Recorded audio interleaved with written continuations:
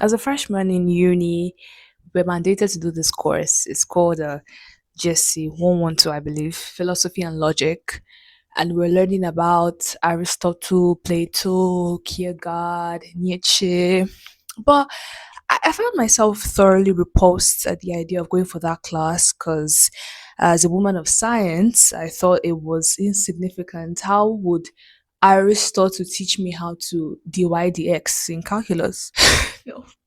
Or would nature teach me how to balance redox reaction? But 5 years later, the penultimate year of my professional course, I find myself being drawn to artistic things. I mean, I literally have this YouTube channel that is dedicated to all things art, creativity, philosophy, psychology, and just anything that interests me. This video essay is going to be addressing some misconceptions that we have about artists or art in general.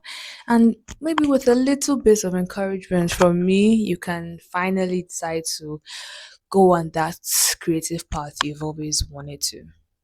So, hope you're ready. Let's go. So, misconception number one is artists are not very smart. So, as a young teenager in secondary school, I always believed that anyone in art class was just someone that did not know maths. Basically, you went to art class to avoid maths for the rest of your life. So, anytime I would meet someone that was in art class and was actually good at maths, I would be thoroughly surprised. I would just be like, why are you here? Why aren't you in science? Why aren't you in commercial? Why are you with these people? I just think it's this fickle science student superiority that I'm sure a lot of science students can relate to. We generally thought we were better than others. I don't know why. It's so crazy, but yeah, we definitely did.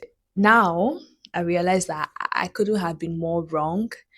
Artists are very intelligent, they are very observant, and more importantly, it takes a great amount of intellectual humility to actually allow yourself to be inspired. I think all creativity comes from God, and the epitome of creativity is the Bible, which was written by inspired men of God. Inspired men of God that allow themselves to receive information and then were able to put that down. Juliet Cameron, the author of The Artist's Way, said, whenever we harness or we make use of our creativity, that is our own gift back to God. Conception number two is artists are lazy or they're not very realistic. So artists are perceived as delusional or crazy for wanting to pursue a creative path because I mean, as a Nigerian daughter or son, what do you mean you want to study sculpture or you want to be a sculptor, you want to be a, a painter? Your parents will ask you like what happened to law, what happened to business admin, what happened to English or if any other artistic course you could have done. Why would you go to like fine arts or something that you don't even know if you would get money from it? It's not sure. And yeah, I understand because most Nigerian parents actually encourage us, their kids, to go for professional degrees so that you can work for the next 30 years of your life, probably retire at 65, and then you would have participated in the rat race. I understand not everybody comes from privileged backgrounds. Some people don't even know what they're going to eat the next day, and obviously, they just want to make ends meet. Everybody comes from a privileged background that they would want to pursue a creative endeavor. However, I think it's more dangerous to not go after what your heart wants because imagine waking up one day when you're 60 and then thoroughly regretting the entirety of your life because you did not go after what you want.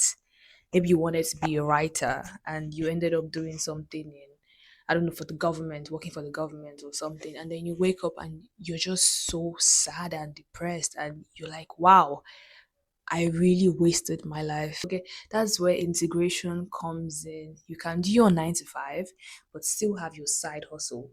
Well, at the side, try to keep doing it, get better at it, get consistent, and eventually, if you're able to put in work, because obviously it's your passion, you will definitely put in the work. But I think it's very possible for that your passion or your hobby to pay you.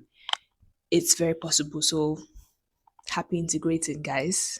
The third misconception is artists are broke.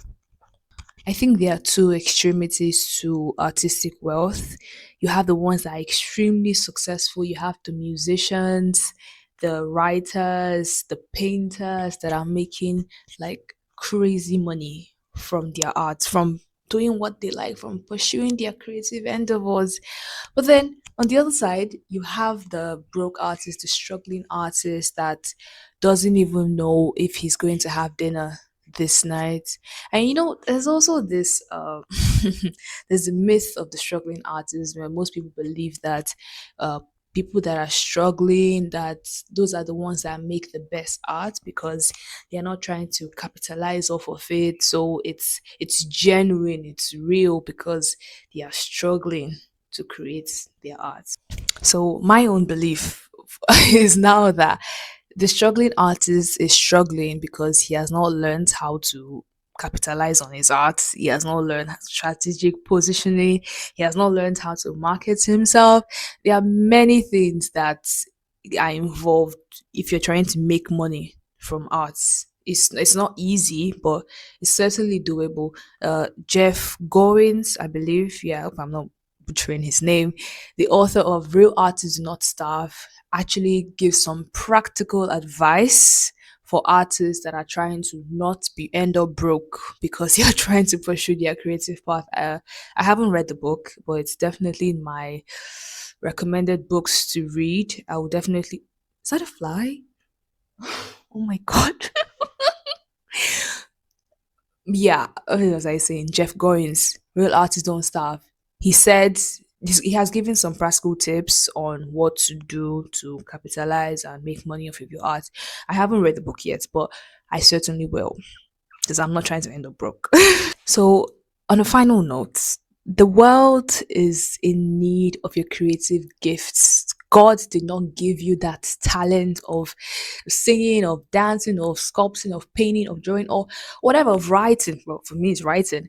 But God did not give you that gift for you to just keep it to yourself. God gave you that gift in order for you to express it and share it to the world and make money off it and just because there's this thing, it's called flow. I cannot explain it, but when you're doing something that you love genuinely, you're in flow state. Like making this video, I am in flow state. I enjoy what I'm doing, and I don't even make money from it yet. So think to yourself, if you have such a great calling to do something, like you cannot go a day without thinking about that thing. Do you genuinely think that your audience is not out there waiting for you? They're not people that that are obsessed with your art, and they're not people that are just waiting for you to create and for them to just consume. Do you really think so? Well, I think not. It lights up every part of your being. If you share that with others, it will also light up every part of their being. You are a vessel and not the proverbial empty vessel. You are a vessel that is filled to the brim with talent. Go ahead and dispense. Thank you so much for watching, guys. I'll see you in the next one. Bye.